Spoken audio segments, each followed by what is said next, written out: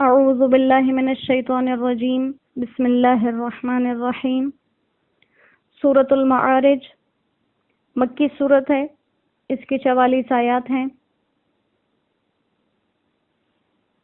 اور اس میں ایک کافر کا حال بیان کیا گیا جس نے عذاب مانگا۔ معارج کی جمع ہے، اور معارج کا مطلب اوپر چڑھنا، اور معارج یا معراج اس سیڑھی کو بھی کہتے ہیں جس میں نیچے سے اوپر جانے کے لیے بہت سے درجے بنے ہوتے ہیں، اور یہاں پر یہ اللہ کریم کی صفت واقع ہوئی ہے۔ بسم اللہ الرحمن الرحیم۔ سأل سائل بعذاب واقع۔ سأل مانگا، سائل ایک مانگنے والے نے، بعذاب واقع ایک پڑنے والے عذاب کو، ایک مانگنے والے نے عذاب مانگا جو اس پر پڑے۔ للکافرین کافروں کے لیے، لیس لہ دافع اس عذاب کو ہٹانے والا کوئی نہیں، من اللہ اللہ کی طرف سے،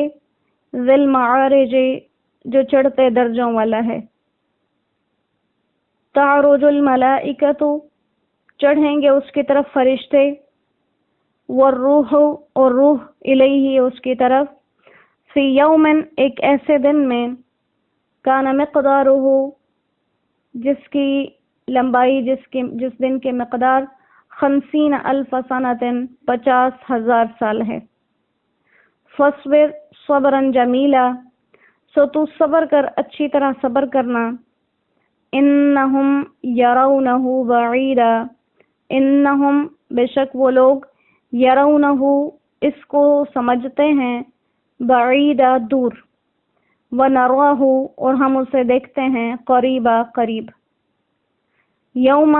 وہ دن، تکون السماء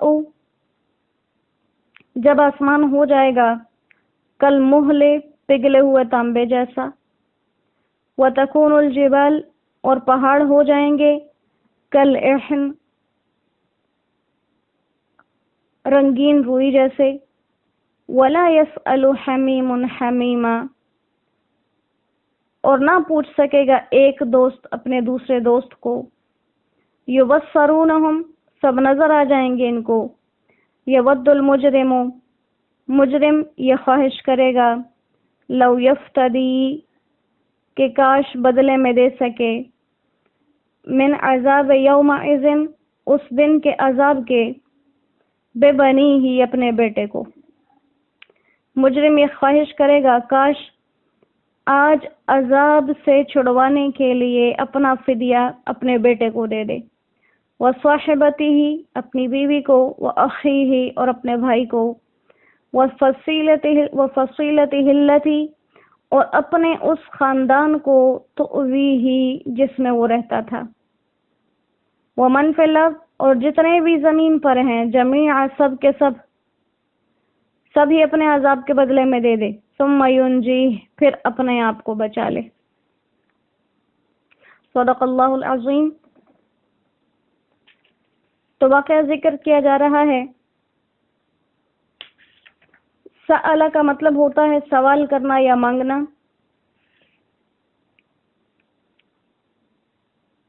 تو کبھی ہوتا ہے سوال پوچھنے کے لیے، جیسے سورہ نبا میں گزرا تھا کہ پوچھتے ہیں ایک عظیم خبر کے بارے میں،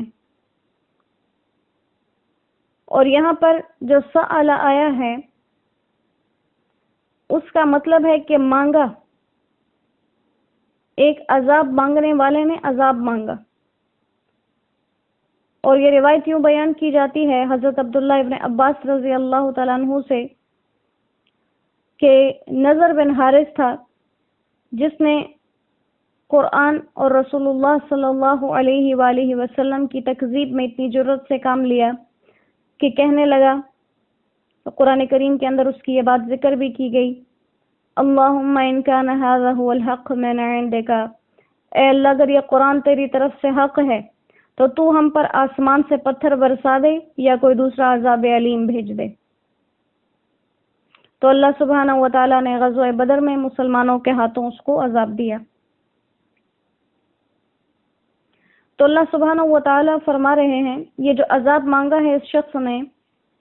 اپنے منہ سے کہ یہ عذاب کافروں پر ضرور واقع ہوگا، اور جب کافروں پر واقع ہوگا، چاہے دنیا میں ہو چاہے آخرت میں ہو، چاہے دنیا اور آخرت دونوں میں ہو، پھر اس عذاب کو دور کر دینا، ہٹا دینا کسی کے بس میں نہیں ہوگا، کیونکہ جو عذاب اللہ بزرگ و برتر کی طرف سے آئے اس کو ہٹا دینا کسی کے لیے بھی ممکن نہیں ہوتا۔ پھر کہا کہ وہ عذاب کیسے؟ من اللہ ذی المعارج، اس رب کی طرف سے جس کی شان یہ ہے، جس کی صفت یہ ہے کہ وہ بلند درجوں والا ہے،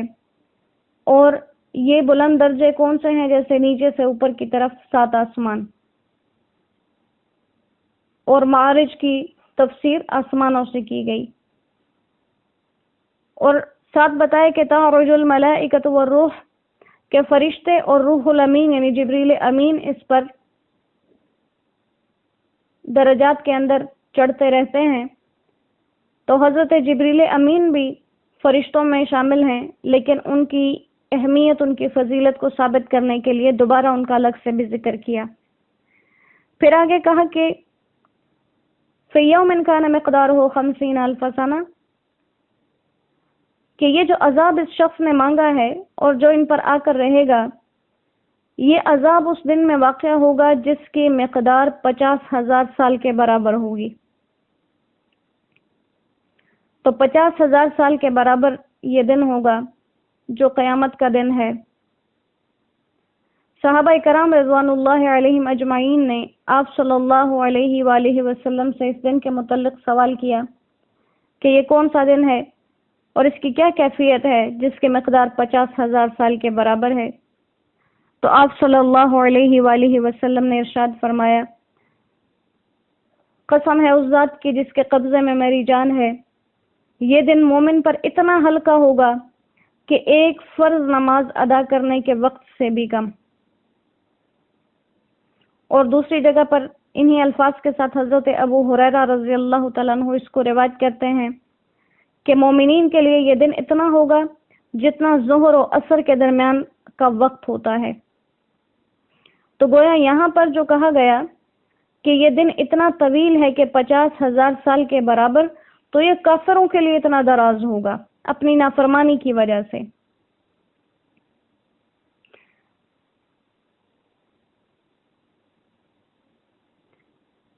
اسی طرح کی ایک آیت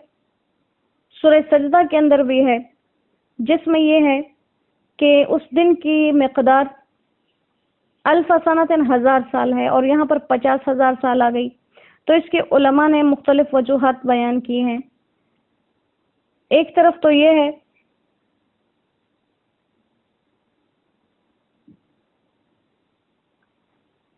کہ اس دن کا طویل ہونا اعمال کے اعتبار سے ہوگا،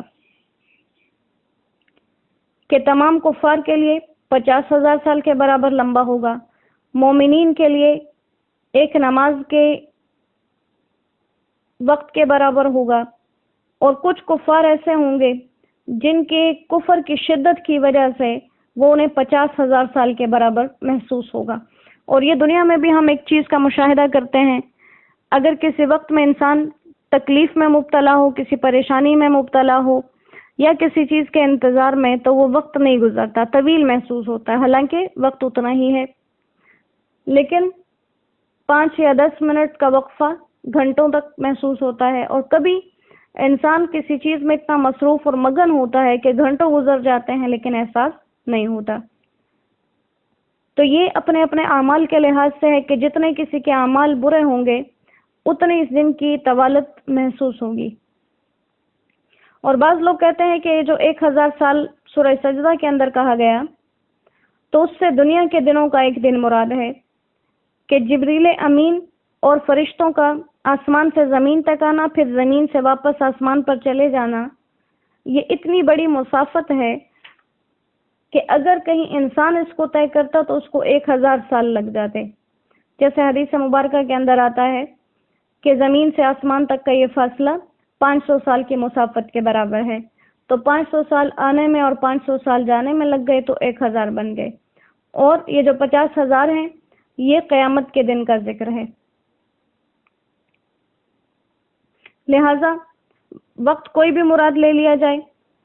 چاہے سورہ سجدہ سے دنیا کا دن مراد لیں اور سورہ معارج سے قیامت کا، یا دونوں سے ہی قیامت کے معنی مراد لیں، اصل میں بات یہ ہے کہ جس کے جیسے اعمال ہوں گے اسے وہ دن ویسا محسوس ہوگا۔ اور یہاں پر پھر کہا کہ ان لوگوں کو یہ جو دنیا میں بار بار عذاب مانگتے ہیں، یہ سمجھتے ہیں کہ قیامت نہیں آنے والی، انہم یرونہ بعیدا، یہ دور سمجھتے ہیں، انہیں لگتا ہے کہ وہ بہت دور ہے، اور اللہ فرماتے ہیں وَنَرَاهُ قَرِيبًا، مجھے تو وہ بالکل قریب نظر آ رہی ہے۔ تو یہی حساب ہے کہ وہ چیز جو اللہ کو قریب نظر آ رہی ہے وہ ہمیں دور محسوس ہوتی ہے، کیونکہ اللہ کریم کی عظمت شان ہے کہ اس کے لیے وہ بڑی چیز بھی بالکل حقیر ہے، اور ہم خود اتنے چھوٹے ہیں کہ ہمیں وہ تھوڑا سا فاصلہ بہت زیادہ محسوس ہو رہا ہے۔ اور کہاں اس دن کا کیا حال ہے کہ انسان دنیا کے اندر جن رشتوں سے بہت محبت کرتا ہے اور اکثر انہی رشتوں کے لیے جائز اور ناجائز کی تمیز بھی بھول جاتا ہے، تو اس دن کے بارے میں انسان کو فکر مند ہونا چاہیے۔ آپ صلی اللہ علیہ وآلہ وسلم کو تسلی دی گئی کہ فَاصْبِرْ صَبْرًا جَمِيلًا، جیسے دوسری جگہ پر بھی آیت میں کہا گیا تھا کہ ان کو چھوڑ دیجئے، اچھی طرح سے چھوڑ دینا، تو کہا کہ آپ صبر کیجئے، اچھی طرح صبر کرنا۔ اس دن آسمان ایسے ہو جائے گا جیسے پگھلا ہوا تانبا، اور پہاڑوں کی اوٹ اور چھاؤں بھی نہیں ہوگی، اور کوئی دوست دوسرے دوست سے بات تک نہیں کرے گا۔ حالانکہ ایسا نہیں ہوگا کہ دوست نظر نہیں آئیں گے جس کی وجہ سے ایک دوسرے کی مدد نہ کر سکیں، بلکہ یبصرونہم، ایک دوسرے کو دیکھیں گے آمنے سامنے، لیکن ہر شخص اتنے نفسا نفسی کے عالم میں ہوگا کہ ایک دوسرے کی تکلیف کی طرف، پریشانی کی طرف کسی کا دھیان نہیں ہوگا۔ بس ہر شخص یوں کہے گا کہ آج میں اس پریشانی سے چھوٹ جاؤں، چاہے اس میں کوئی مبتلا ہو یا کوئی اس سے چھوٹے۔ اور اس دن کی سختی کو بیان کیا کہ گناہگار انسان یہ خواہش کریں گے کہ آج اس کے بدلے میں اگر اس کے بیٹے کو عذاب ملتا ہے تو مل جائے، لیکن وہ چھوٹ جائے۔ اگر اس کی بیوی کو اللہ عذاب دیں اور اسے چھوڑ دیں تو چھوڑ دیا جائے۔ اگر اس کے بھائی کو عذاب دینے سے اس کی جان چھوٹتی ہے تو بھائی کو عذاب دے دیا جائے، اسے چھوڑ دیا جائے۔ اور یہاں تک کہ پورا وہ خاندان، وہ قبیلہ جس کے اندر وہ رہتا تھا، وہ سب کے سب عذاب میں مبتلا کر دیے جائیں، لیکن اس کو چھوڑ دیا جائے۔ اور صرف اس کے خاندان والے نہیں، ومن فی الارض جمیعا، جتنے زمین پر ہیں سب کے سب کو جہنم میں ڈال دیا جائے، ثم ینجیہ، پھر صرف اسی کو نجات ملے۔ تو اگر ایسا ہو تو وہ بھی انسان کو قبول ہوگا۔ اور یہی آیات ہیں جو ہماری آنکھیں کھول دیتی ہیں، اور یہی وہ وجوہات ہیں جو ہمیں اس چیز کی طرف راغب کرتی ہیں کہ انسان کو کتنا ضروری ہے کہ وہ اپنی ذات کو قرآن کریم کے ساتھ جوڑ کے رکھے، کیونکہ یہ وہ کتاب ہے جو ہمیں جھوٹی امیدیں نہیں دلاتی، جھوٹے دلاسے نہیں دیتی، جو ہمیں سچ کو سچ بیان کرتی ہے، اور جو ہمیں کھول کھول کے بتاتی ہے کہ تمہارے اوپر ایک ایسا خوفناک، ایک ایسا حال آنے والا ہے جس میں آج جن رشتوں کے لیے تمہیں اپنی نمازوں کی پرواہ نہیں، آج جن رشتوں کی تسکین کے لیے تمہیں رشوت، سود، حرام حلال کی تمیز نہیں، کل وہی رشتوں سے تم خود بھاگو گے، تم ان کے کام نہیں آؤ گے، وہ تمہارے کام نہیں آئیں گے۔ تو ضرورت اس چیز کی ہے کہ ہم ساری